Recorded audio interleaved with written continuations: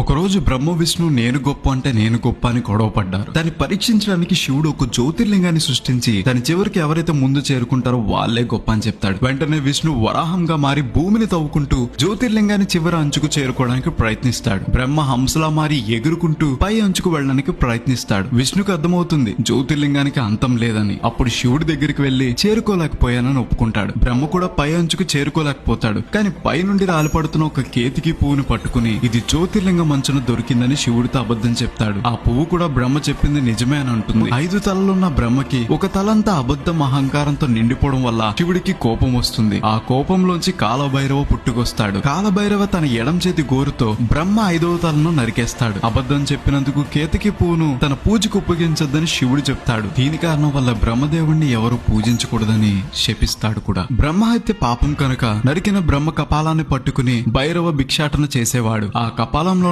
తినేవాడు తాగేవాడు కూడా. అలా భిక్షాటన చేసుకుంటూ కాశీకి చేరుకుని తన పాపం నుండి విముక్తి అవుతాడు. కాబట్టి కల్కి మూవీలో ప్రభాస్ క్యారెక్టర్ ఎవరో కాదు, శివుడు అవతారంలో ఉన్న భైరవ. ఇలాంటి మరిన్ని వీడియోస్ కోసం గోదా స్టేషన్ ని ఫాలో అవ్వాలి మరి.